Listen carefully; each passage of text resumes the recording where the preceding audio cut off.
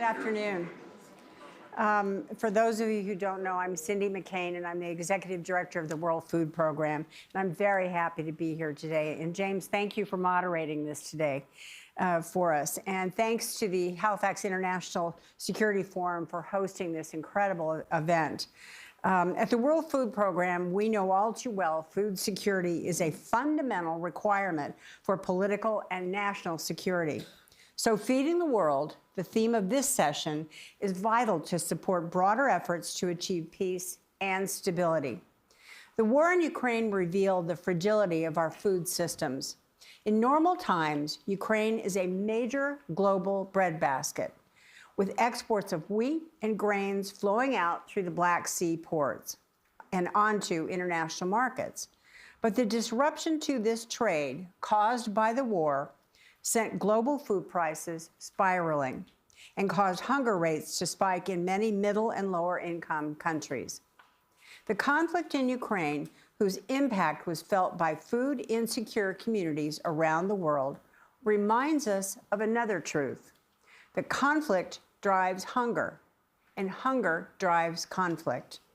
Instability and violence combine with economic crisis to destroy the systems which produce, manage, and distribute food to civilian populations. This vicious cycle is also present in many of the countries where WFP works. I've seen its heartbreaking impact for myself in the Democratic Republic of Congo, in South Sudan, and many other places. I've met families and children who are starving because they're caught in the crossfire of conflict. I went to Somalia earlier this year, and I was horrified at what I found. Violence, fear, and starvation are the daily reality in Somalia. I spoke with mothers in a camp for the internally displaced people in Dolo, and I met a woman there, Halima. She had fled for 200 kilometers from her home with her family to protect her young sons.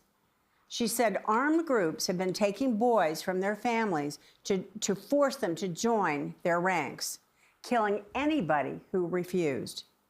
Every day is a fight for survival for Halima and her family. WFP also has anecdotal evidence from the Sahel region of West Africa. The hunger is a factor driving recruitment for extremist groups. Our people have heard about men signing up not because of ideology, but because they were desperate to feed their families. And these groups can give them food.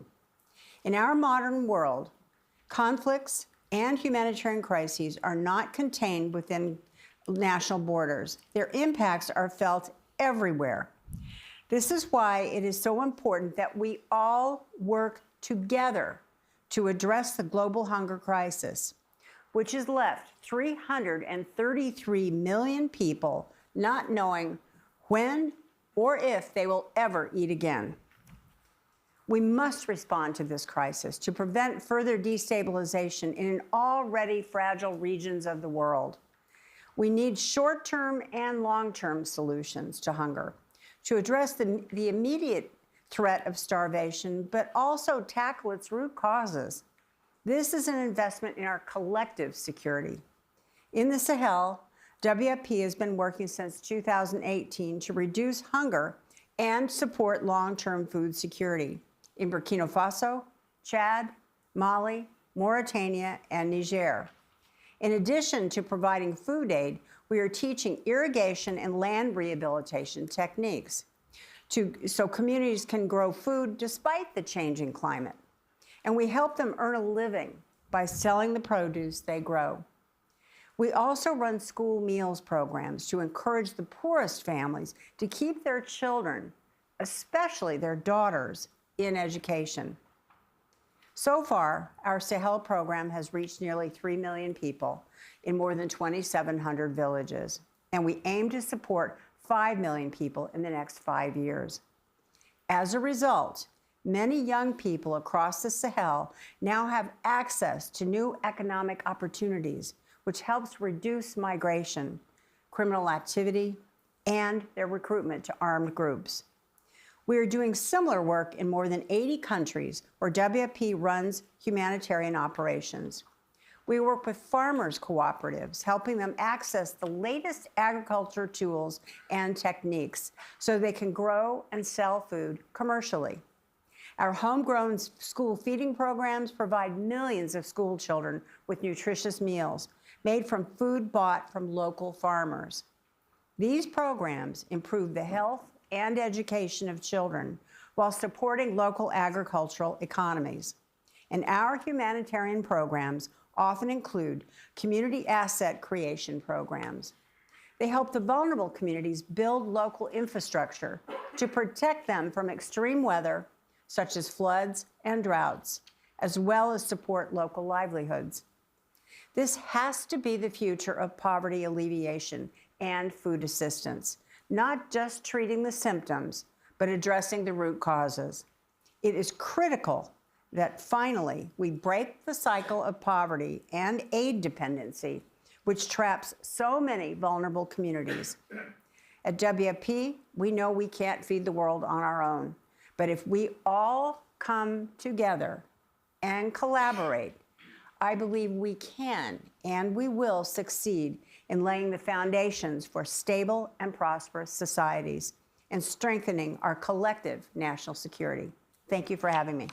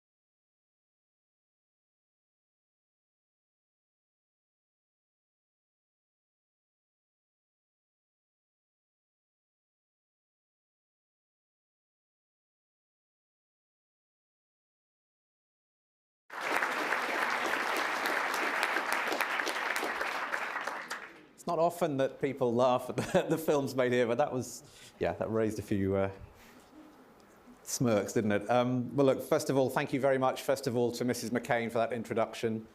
She's laid out very clearly the global nature of the issue that we're about to talk about for the next hour.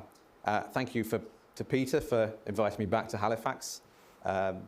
Thank you for all being here. And Peter gave me a little word of advice before the start of this. He said, don't do your job, which I don't think anyone's ever said that to me before. But what he was getting at was, we want you, as many of you, to participate in this session as possible. So I'm going to try and keep my questions to our esteemed panelists brief, and I'm laying it out there. So I'd like you all to think of questions you want to pose, and I will try and moderate between you rather than take up all your time posing the questions as I would normally do.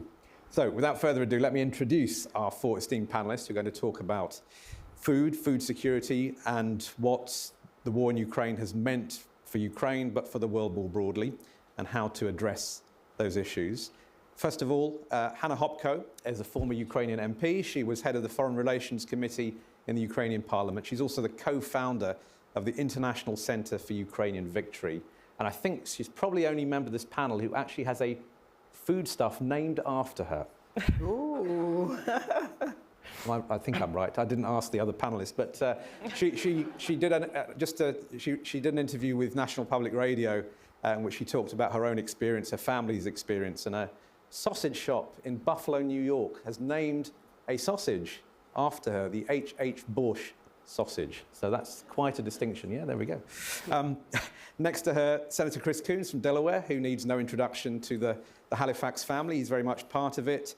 He's someone who's been interested in food security for a long time, passing legislation. He has a new bill he's introduced just in the last couple of weeks with 2 of his Republican colleagues, the Foundation for International Food Security Act. But his interest in it goes far beyond that. We'll talk to you about that, Senator. Pastor Esther Ibanga, a distinguished pastor from Nigeria, but she is also the founder of the Women Without Walls initiative, which is an NGO which has been trying to foster cross-community peace and reconciliation between ethnic and religious divides in Nigeria. And Mrs. McCain talked about the impact that food insecurity has had in fostering violence, fostering terror, and perhaps we'll address some of that with you, Pastor Esther. And to the end, last but not least, Johan Berganas, who is the Senior Vice President of Oceans at the World Wildlife Fund in the United States. You have long experience in dealing with national security questions, but we're going to dabble in why wildlife is on the panel a bit later. But I'm going to start, and I think it's appropriate we start with Ukraine itself and with Hannah.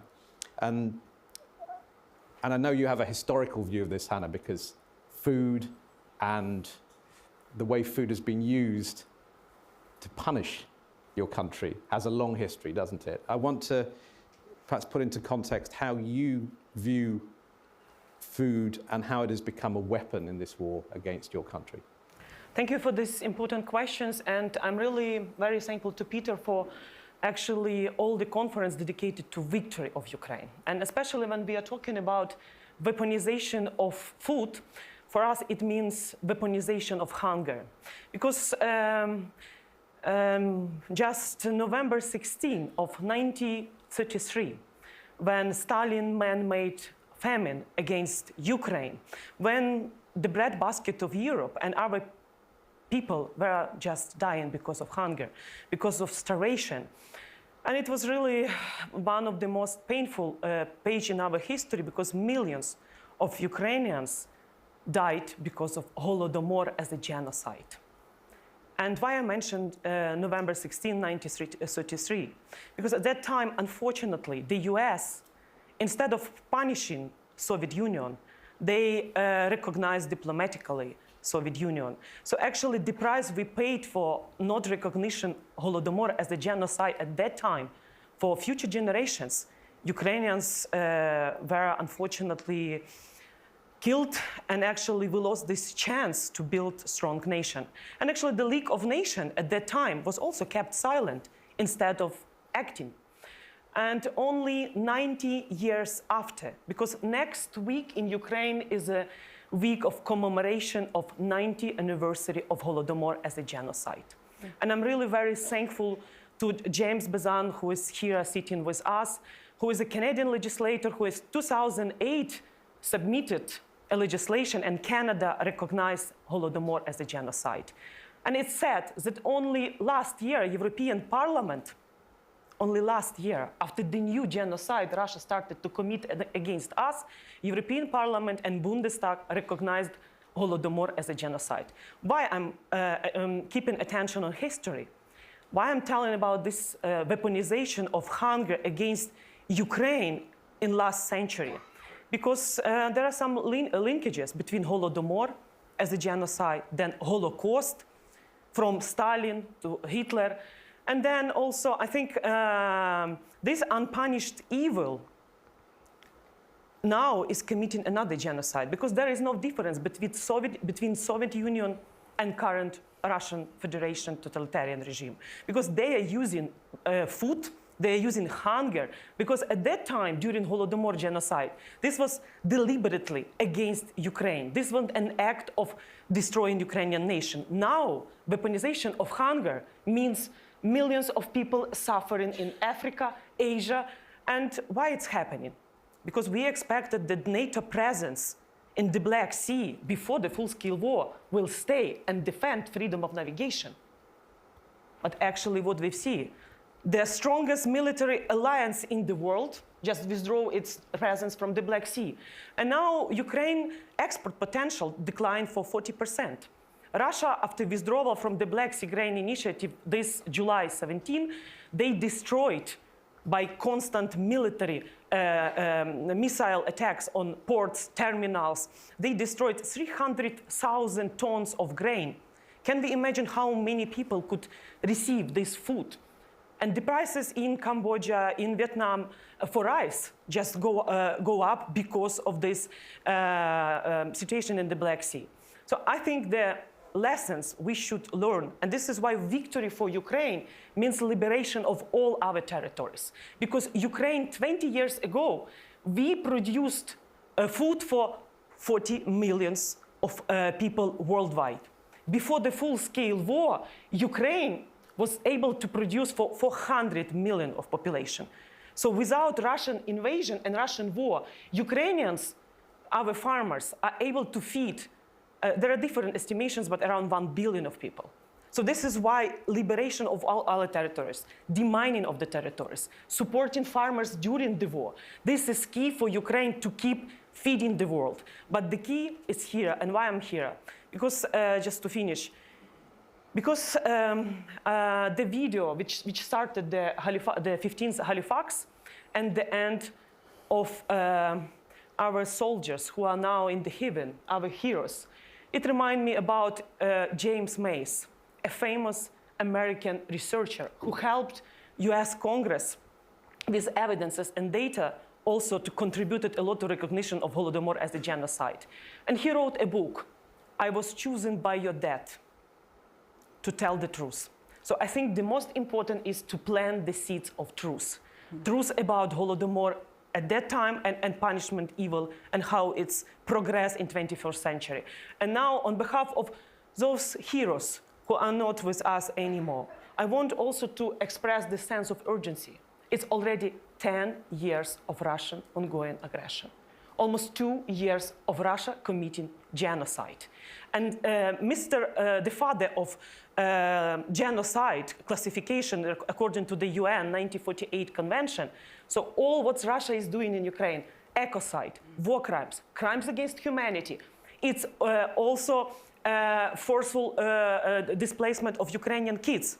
It's all is genocide. And I do believe the world will not need another 90 years, like with Holodomor genocide, to recognize and to punish. So this is why we demand tribunal, we demand punishment through confiscation of Russian assets, and of course, reparation in the future. Otherwise, this evil will prevail in next generations, in other places, in other continents. Thanks very much, Hannah. Senator Coons, a lot there, but I wonder, so much of the debate is about military help for Ukraine, but what more can the West do, can America do to help with these issues of food security, not just the demining, the very practical help, but making sure the world is fed and making sure that Ukrainian agriculture gets back on its feet? So for Ukraine to win, we need to continue our support, not just military equipment being sent to the front lines to the brave Ukrainians who are facing Russian aggression every day, but also investment in the economy, in the restoration of the huge agricultural and economic potential, reopening the Black Sea, demining the fields, investing in new agricultural processing facilities. This will have enormous consequences for Ukraine's ability to win and for dozens of countries around the world to have access to sustainable, healthy, and affordable food. As we heard from Director McCain from Cindy in her opening remarks, we're on the verge of one of the biggest global hunger events in modern history. The tragedy of the genocide of the Holodomor is recognized in a memorial on Capitol Hill in Washington, should be recognized in the hearts and histories of every nation and every person here. That we are allowing this to continue again should be unspeakable. And the consequences, not just for the people of Ukraine, but for the dozens of countries fed through the abundance of Ukraine, makes this more urgent than ever. I chair the subcommittee that delivers funding from the United States for humanitarian relief around the world.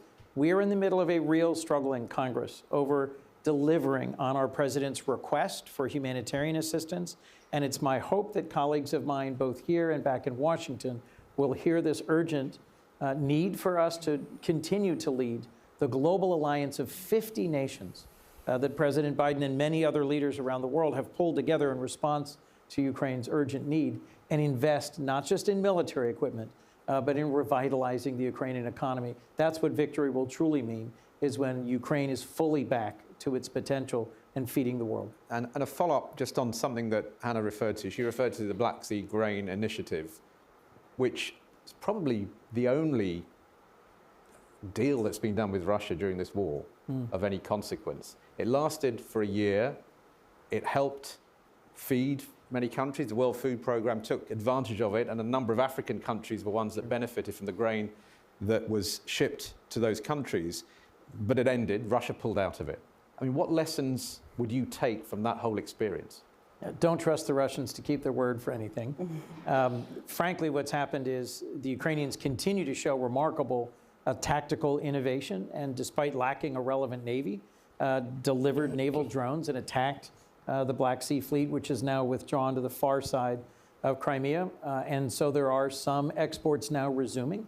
But frankly, what I would take from that is that Russia continues to be aggressive in every possible way without regard for the consequences, not just to the people of Ukraine, but the world, and that we need to sustain our support for Ukraine and for their innovation and for the solutions that they're delivering to a hungry world. Thanks very much. Well, that brings us to you, Esther.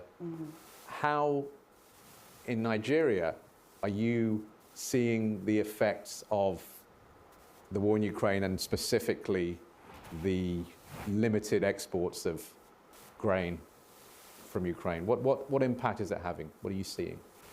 Thank you so much, James. And I'd like to appreciate Peter and his team for inviting me once again.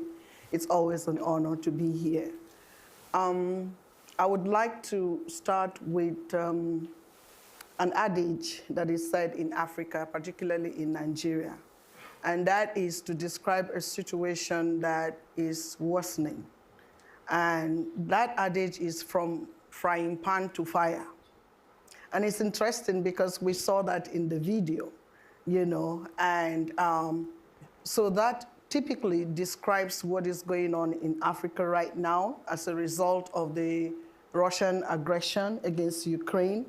And I'm also glad that Mrs. McCain, in her introductory speech, highlighted, you know, the effects in Africa and what is going on. And most of the examples of the countries that are really suffering from it are from Africa, you know, and I will speak from Nigeria, but, you know, allow me to share some statistics first, and then I will describe how that translates to the common man, you know, in Africa. So we're told from the World Poverty Clock that about 719 million people, which is 9.2% of the world, are poor. And most of children and youths account for 23rd of that world's poor, including women. Out of this figure, extreme poverty is actually concentrated in sub-Saharan Africa. We all know that. And 24% of world population, which is about 1.9 million, live in fragile contexts. And 1.2 billion people living in 101 developing countries live in poverty. That's the situation of my continent. And so if this was the situation before the Russian aggression in Ukraine, you can imagine what's going on now and how the situation will be.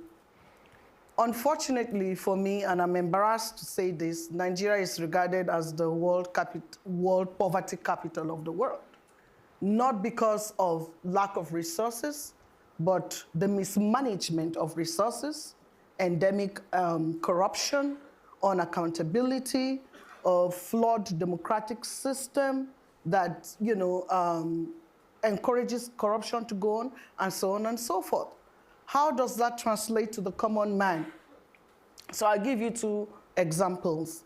In Africa, you can stand by the roadside and buy roasted corn and eat. And it's usually maybe about 10 cents, then that's the cost. Currently, right now, most people cannot even afford that one corn. And so it has to be broken into 3 pieces and portions sold to the common man to eat. Between the Democratic Republic of Congo and Gabon, it's a village right now that exists where parents actually take their children there and sell them for food because they can't feed them anymore and they would rather sell. Coming home, to me personally, there is bread that we buy in my family, and it's part of our breakfast meal. We love it so much. And it's like 3,000 naira, which is equivalent to $3, okay? Right now, it sells for $12, and it's no more part of, our meals. So we have to look at other options. So that's me and maybe the middle class, you would say, that have options. What about the average people that have no options? Over 70 million of Nigerians live in poverty. And right now, the cliche in Nigeria is let the poor breathe. And they're not breathing. So there are short and immediate and long-term consequences of the war that's going on, and Ukraine has to win. For the benefit of the world and for Africa to survive, Ukraine has to win. And all hands must be on deck to ensure that Ukraine wins. Because when Ukraine wins, Africa is winning. The whole world is winning, except, of course, for Russia and probably the Cranes. You're very...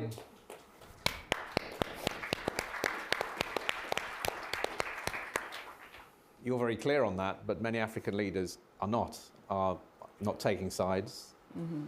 Public opinion polls seem to suggest that actually a majority of people in African countries do see with moral clarity who is responsible, but actually are reluctant for their governments to take sides. Why is that? What are the consequences? For economic and political reasons. Unfortunately, in Africa, we have to separate our leaders from the people, because the leaders in most African countries are only interested in themselves, in keeping their political offices and growing big at the cost of the lives of the people, the quality of the lives of the people. So they know what is wrong and they know who is wrong, but of course they have to keep the importation lines open for imports to keep on, for grains and wheat to keep on coming in from Russia, because as it is right now, Russia has already said they're only exporting to, quote, friendly countries. So if they think that an African country is not friendly, they're definitely going to shut that exportation route, and which will, of course, compound the situation that is also on ground. And again, I'm sorry to say, but the Nigerian African leaders are yet to carry the burden for their people. Well, maybe we'll come back to that with Senator Coons, but let's turn to you, Johan, and the World Wildlife Fund. And I know quite a few people have asked you this question, so I'm going to ask you it as well. Why is the World Wildlife Fund at a Security and Defence Conference? What's your role here? Thank you. Yeah, it's a fair question. I think the previous speakers did a great job, Director McCain and others. conservation and natural resource management is absolutely fundamental to good approaches to food security and to getting to the left of conflict. So I think that's the first piece. The second piece is that there's an issue that troubles me tremendously and has done for many, many years, and Senator Coons as well, and that is this notion that even democracies fight over food. And there's one commodity that matters a lot to us in the oceans community, and that is fish. And I bet that a lot of people in this room does not know that 25% of all conflicts during the Cold War between democracies was over fish. So that's a remarkable data point that we need to be careful about. After the Cold War, you add Russia and China to conflictual engagements about this invaluable commodity, and the risk increases. And so we have tremendous environmentalists, scientists at WWF who took a stab at understanding this and getting to the left of this problem over the last few years by combining climate science, ocean science, and conflict science.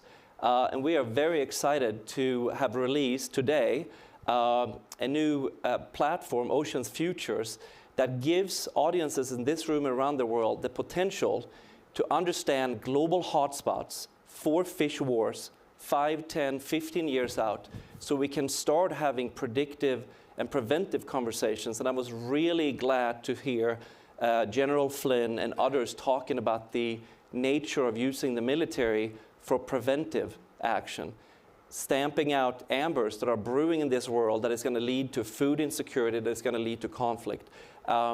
And so I think that's where WWF has a tremendous role to play, but we need help from members of this community, and I think that's why Peter and others suggested that I join this panel today.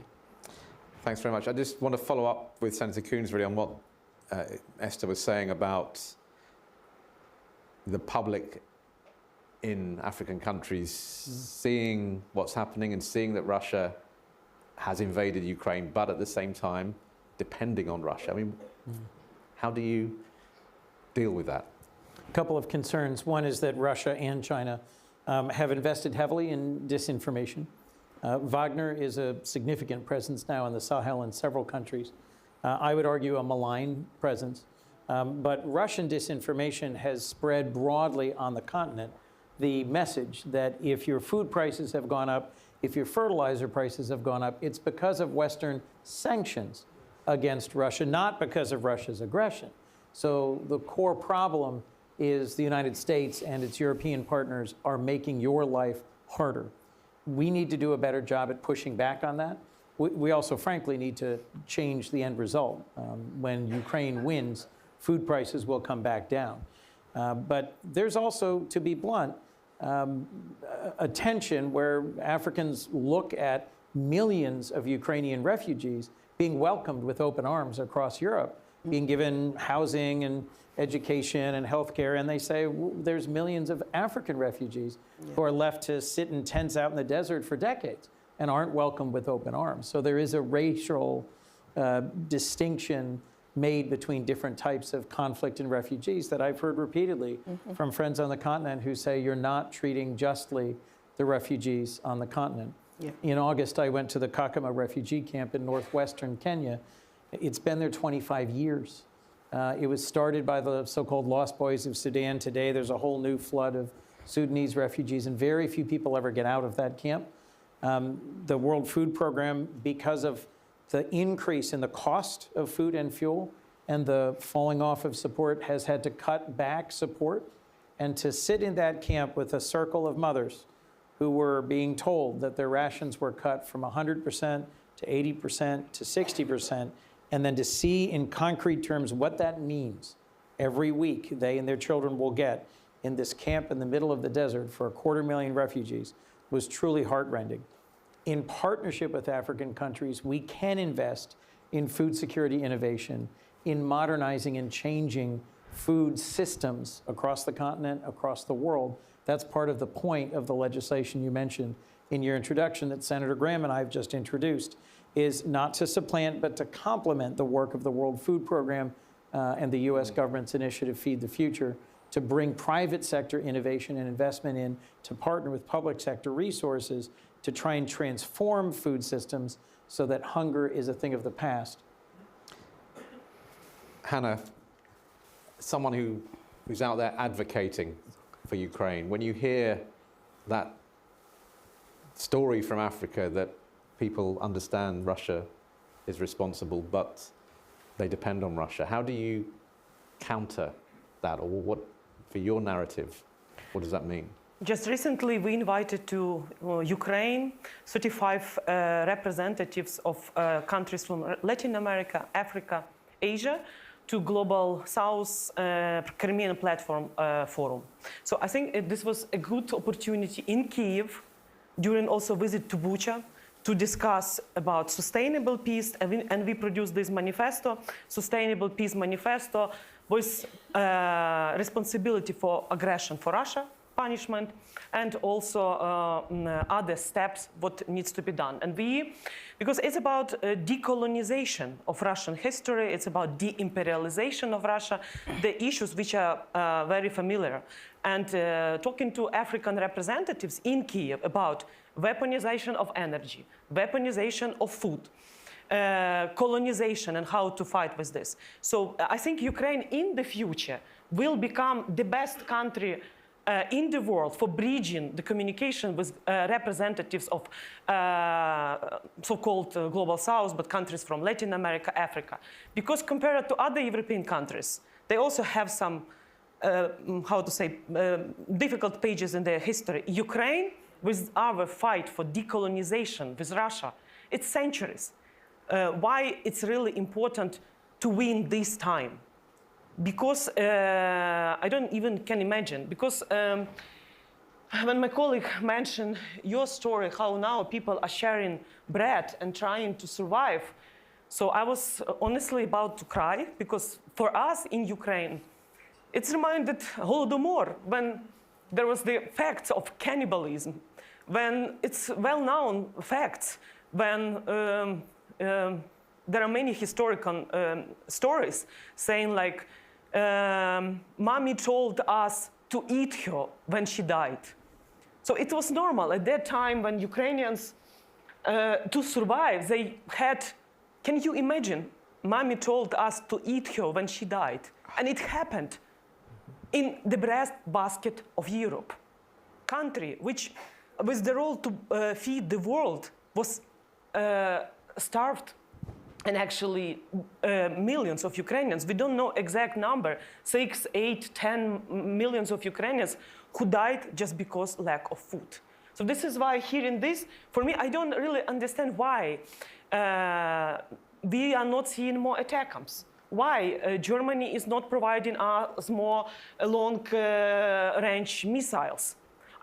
We are talking about the Black Sea Grain Initiative, but it's only partial solution. It's not even solution.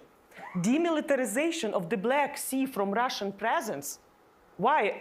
The Black Sea is the lake of Russian monopoly. I don't understand when we have NATO member states like Romania, Bulgaria, Turkey, and others. So I don't understand why countries with 2/3 of world economy, also NATO, 3 countries with nuclear power, they are not behaving in the way that Russia will not just respect, but will withdraw all their troops from Russia, from Ukrainian territory.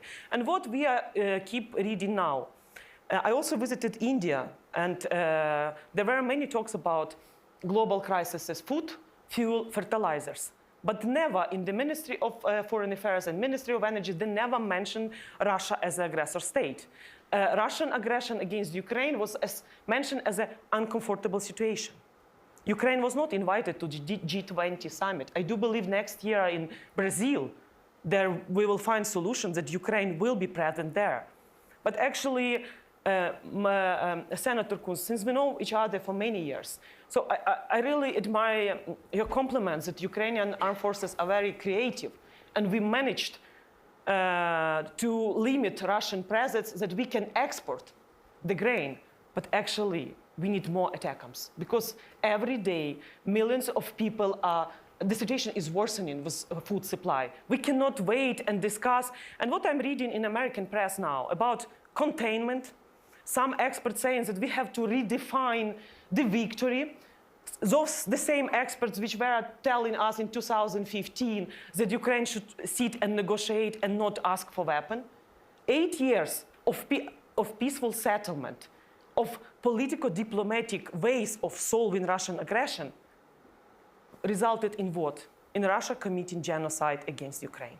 When we finally will learn the lessons from last century, from Holodomor as a genocide, and lessons from current Russian aggression. And even more, since I visited Taiwan, I see these connections. Non-recognition Holodomor as a genocide, then Holocaust during Hitler time, then also when Taiwan, the Republic of China, was also, I would like to say, betrayed, and actually someone wanted to appease a communist regime in Beijing. And now it seems like the history for me, Ukraine, Middle East, and we are talking about Indo-Pacific Taiwan. The same. Ukraine was sacrificed at that time. Now Ukrainian heroes are sacrificing their life. And I'm traveling almost 10 years. Can you imagine? 10 years of my life. 1/1 of my life I'm dedicating to defeat Russia and de-imperialize. And I really believe in victory. Otherwise, I cannot explain my daughter, because before the full-scale war, when I was in the assassination list, and my daughter was forced to leave Ukraine, I was staying with my husband in our guinea pig in Kyiv. So actually, my daughter asked me a question at the border, Ukraine-Polish border. Mom, you were so proud that you know all Western leaders. You show me pictures with Vice President Biden, with Prime Minister Trudeau, with Chancellor Merkel. And after 8 years, why all these Western leaders didn't help Ukraine to win, and now I have to leave Ukraine?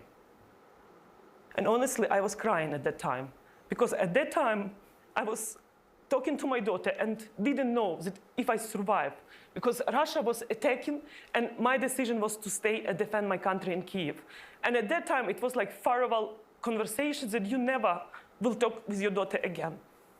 So this is why my question, and after now 2 years, I traveled already to 20 countries. For some countries like United States 5 times, to Brussels, to Taiwan, to South Korea. And I don't understand what else is needed to convince the West that victory is in your interest as well. That this is not just we Ukrainians asking to help us, give us weapons, give us finally to win, give us this chance.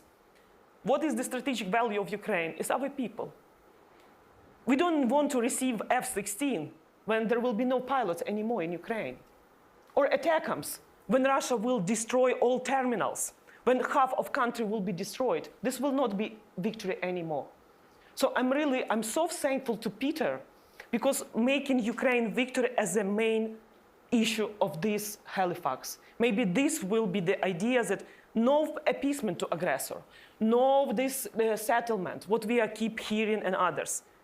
Please give hope to my daughter, not to be disappointed in Western democracy. It's also your credibility. Your reliability is at stake.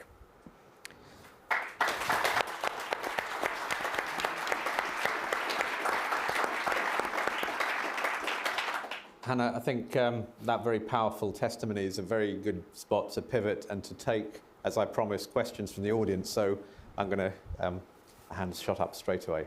I don't know where the microphones are. They are arriving, hopefully. There's a question right at the front here. Someone with the microphone. Thank you.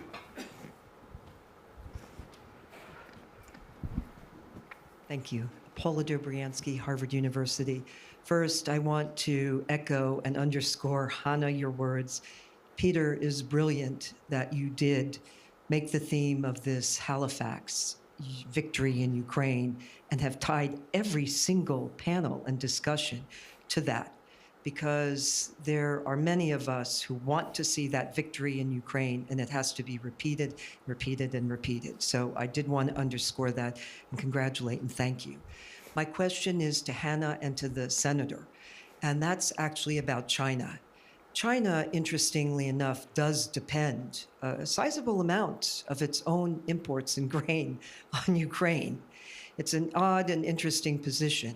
Zelensky called Xi And when he called Xi, he actually raised the question of the abduction of the children and asked for China's help in that case. The Chinese said they'd review, but there's been nothing. Do you think there's any leverage in this particular case relative to food and food security, especially because their own imports, there's a high percentage of their own imports impacted actually by the blockade and the diminishment of grain coming out of Ukraine? There's a web of connections, some benign, some genuinely malevolent. Iran is producing the same drones that are being used to attack civilians in Israel and in Russia. China plays a central role in so many aspects of these different conflicts. I hadn't really focused on this before, that one of the possible avenues of leverage for President Zelensky and the Ukrainians to seek assistance with China is to say, we continue to provide you with critically needed foodstuffs. Keeping China from providing weapons to Russia has been one of our most important sort of geostrategic priorities, something that we've used a whole range of countries to over and over give the message to China, stay out of this war. They've come right up against the edge of it. And my hope is that Zelensky's plea can produce both help with pulling back China from engaging in the war. Frankly, the brutality, the cruelty of abducting thousands of Ukrainian children is just one of many ways in which Putin has shown his intention to try and erase Ukrainian identity. What our vice president at the Munich Security Conference last year called out clearly on the world stage as a genocide. So do I think that particular appeal will be the one that will make Putin stop this aggression? I don't, frankly. But I do think providing more weapons that are more sophisticated in a timely and relevant way is exactly what we need to do to provide Ukraine with a forceful message that will allow them to move forward to victory. Just say not the aggression, blockade. Yes, sure. Thanks very much. Do you want to? So for me personally, China is part of Russian aggression against Ukraine. China supporting Russia, feeding not just with humanitarian aid. Maybe some experts prefer to say that this is only humanitarian aid, or technologies, and together with Iran. And I think this is really important. Krink's session was really about authoritarian mafia-style club, which are supporting each other. And I do believe with victory of Ukraine, we will not see Chinese investment. Because I think China is an enemy for democracy, and not just as a communism regime in last century and what they are doing now with Uyghurs.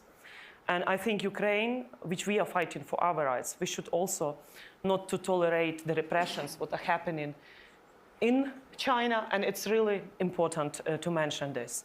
The same like what's happening in persecution of indigenous people inside Russia, the same. So I think Ukraine's role in 21st century, not just as a breadbasket of the world. We have to become, how to say in English, a spiritual basket, when dignity, freedom for everyone, this is the value of Ukraine victory. This is not just about restoring territorial integrity, returning back Crimea. No, it's much wider, because I cannot, for example, when I saw the case when a scientist in the age of 82 from Udmurtia made 4 years ago an act of self-immolation because of persecution and actually no allowance to have Udmurtia language. That's in Russia. That's part in of Russia. just to be clear, This yeah. is in Russia, 21st century, self-immolation in Udmurtia. So this really, I cannot accept this. So this is why Ukraine's mission in 21st century is much wider, much bigger. And we cannot just simply watch what's happening in China and to keep silent. Yeah, James, just want to can I bring add you in on something? China because I think it's been relevant to your work, isn't it, in China and fisheries? Yeah, I want to add something to Senator Coons and Hannah's comments, but also acknowledge how difficult it is to speak about anything on this panel, hearing the stories from Hannah. So we'll try, but we empathize and sympathize. The weaponization and the investment that goes in to make food part of geopolitics and strategy is something that we really take seriously here. And in the domain of China and in the domain of Russia and other countries, we are seeing a concerted efforts of legislatively, with economic subsidies, protection of military and hard and soft security resources around the world, on the world's oceans, to lay claim, dominate, and to access blue foods and terrestrial food for use in very powerful way now and into the future. And we need to understand better this sort of brewing challenges that we're going to face in the Indo-Pacific region that was discussed on the previous panel, in the Arctic, where there is requirement for governance in other areas. And if you want to talk about indigenous and local communities, they're going to suffer tremendously unless we get to the left of the problem in terms of foreign incursions in that part of the world and resources.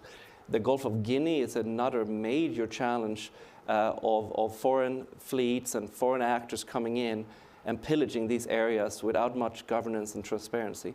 So we're seeing it in Ukraine today, but we're going to see this type of warfare over and over again if we don't put resources to it. And Esther, just briefly bring you in about the impact that the starvation that you talked to us about is having in terms of security in Nigeria, in terms of fueling terrorism, criminal gangs. What kind of impact is that having? So again, it's a situation of from pan to fire. You know, already we had an insecurity problem with Boko Haram, ISIS, ISWAP, all over Nigeria. And now with the war from Ukraine, there's a higher risk of food insecurity and a higher risk of young people joining criminal gangs in order to survive. That has already been mentioned. But I also think that more attention needs to be given to Africa. To follow up with what Senator Chris said about the imbalance in the way immigrants are treated from Africa vis-a-vis, for example, Ukraine. It's also in the same way with the hostage-taking situation that happened with the Israelis, you know. And here we are in Nigeria. 9 years ago, 276 young girls were kidnapped from school, the Chibok girls. It's 9 years ago. There are still 98 of them in captivity. Nobody talks about that anymore. 14 of these girls were rescued from the kidnappers' camp, and they returned with 24 children. And they have parents, you know, they have to stay with their parents. There's stigma now on the children as children of kidnappers or terrorists, and so they're not accepted or assimilated back into the society. And parents are grappling with, who is the father of my grandchild? He's a terrorist, you know. So I think more attention needs to be given to Africa. You know, like there's an outrage on the Israeli hostage taking that just happened. That kind of outrage needs to be expressed with what's also going on in Africa. Otherwise, we're going to lose the whole governance structure of Africa to non-state actors and see nothing done about that. Thanks, Esther. There's lots of hands going up. So I want to go towards the back. Gentleman at the back.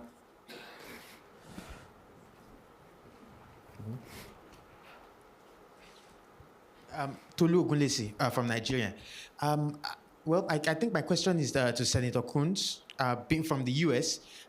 It's one thing to sort of talk about how Ukraine or the invasion of Ukraine is affecting food security in the world. It's another thing to think about the opportunities that this presents to invest in food production in places like Nigeria. You know, so I wonder if you have any thoughts sort of on what the US for example, could be doing. So, for example, in Nigeria, urea exports became our largest non-oil exports last year in 2022. You know, overtaking sesame seeds and all that. A lot of that urea actually comes to the US and other places. So there's room for all these investments. So how much is the US thinking about sort of like putting money behind the words to just make sure that we're not just complaining, we're also making sure that, we're building capacity for the future? Thank you. And thank you for the question. There are huge opportunities for innovation in the agricultural space on the continent. After the Munich Security Conference, a bipartisan group of senators went and visited 5 countries across Africa, and in almost every stop, one of the issues was exactly this. How can the continent that has the majority of the arable land on Earth that is not currently being farmed, or on which fish are not currently being raised, to his point about blue foods, how can we work with African communities and leaders to find innovative paths? I didn't realize that the fertilizer crisis was in some real part being met from Nigerian exports. We don't in any way want to supplant Ukrainian exports. We need to make sure that there is robust market opportunity for Ukraine, for edible oils, and for grain going forward as they come out of this horrible period of Russian aggression. But this is also one of the few ways that we have real promise to feed a hungry planet. Climate change is causing fish stocks to migrate. It's also impacting where you can grow food and what kind of food. The foundation that Senator Graham and I are trying to create would mobilize innovation to deliver new hybrids, new styles of production, and to innovate in terms of where and how food is being produced and exported around the world. Thank you for the question. Thank you. Okay. I'm going to go at the back there.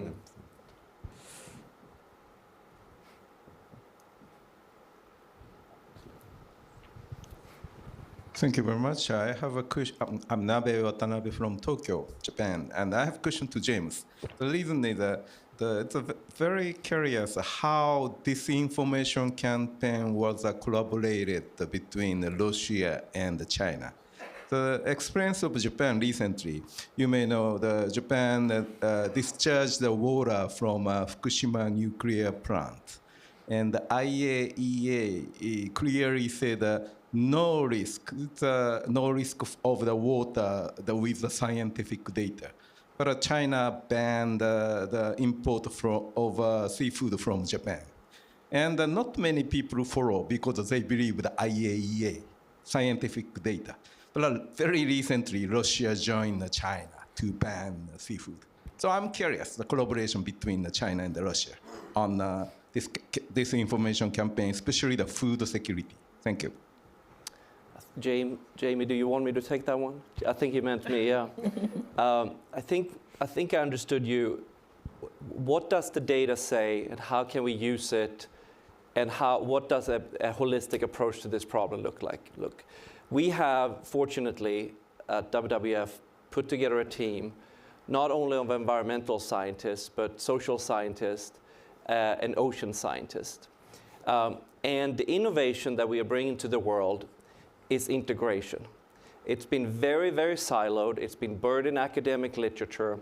And what we wanted to do was to integrate and visualize a global map of where future threats looks like for 2 reasons. Number one, we need to elevate the political awareness. Chris Kuhn has been a champion of this. We need all 535 members of Congress to understand the threat that this poses to American interest. Secondly, we need to give appropriators and those who can build capacity around the world a little bit more time to put the resources where they're needed in a holistic way, including both defense and conservation forces, and then respond in all sorts of ways, from deterrence to natural resource management. And finally, there are some better players and there are some worse players in this space.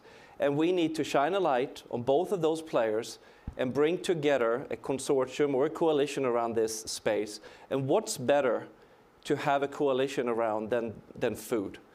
Everyone is impacted. It has tremendous human and geopolitical consequences. And so that's where I think we need to bring this conversation. And I think this conversation here today has helped that, and I'm thankful.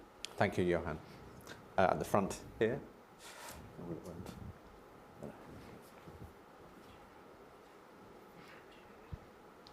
Thank you. My name is Ido Moed. I'm Israel's ambassador to Canada. I have an observation. I'll be very happy to hear your thoughts about that. In my mind, victory in Ukraine goes through Africa in many more ways than just about food. Africa has the potential to feed itself and to provide food, as you just said, Senator, to the other parts of the world, but it needs to be looked at as an asset and not as a liability. In many ways, Russia is abusing its powers in Africa to get access to raw materials, to gold, and circumvent sanctions and use it in ways that actually prevent us from achieving that victory. So I'd like to hear your thoughts about that. Thank you. We'd like to take that on. Senator. Let me just say, yeah, I totally agree with you. There are opportunities. But I also think that one of the major issues we're contending with in Africa, I speak for my country, is bad governance. You know, and if we can get governance right, I think those opportunities will have an enabling environment to be more productive. I think one of the most important initiatives from the United States and other allied countries is combating corruption. Russia uses blatant corruption in order to influence elites in countries where they then either facilitate a coup or engage in extractive industries. Your average person on the street knows that they are not benefiting from the resources of the nation in which they live. And when the United States talks about democracy, that doesn't move people as much as saying we're going to insist on ending corruption, promoting transparency, and ensuring that you get the benefit of the country in which you live. These are two sides of the coin in terms of addressing bad governance, but Russia uses corruption, violence, and force, and in Africa is a particularly pernicious force because of it. Weak governance needs to be met with strong governance, and that requires good development partners from the West and from the United States in particular. Thank you very much. Over here, the last.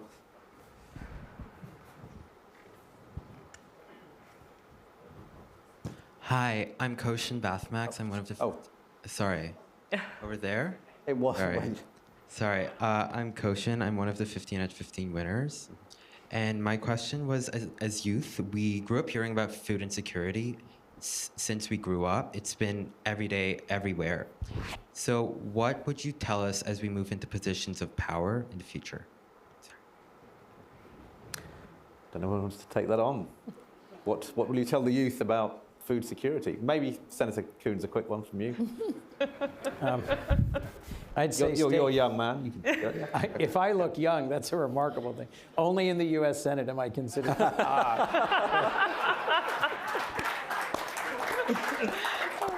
My occasional visits to the senator's only gym are invigorating.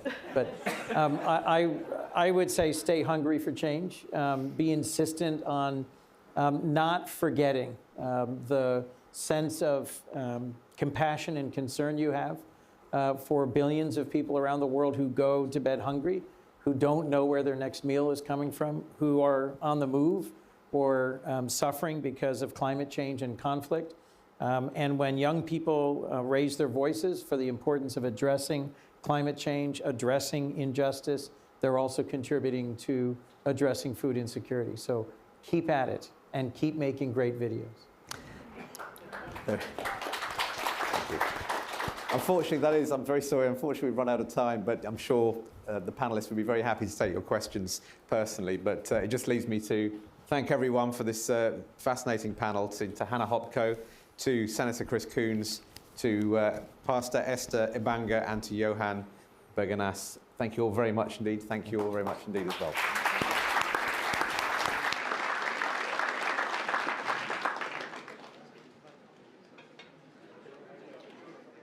Please join us for coffee.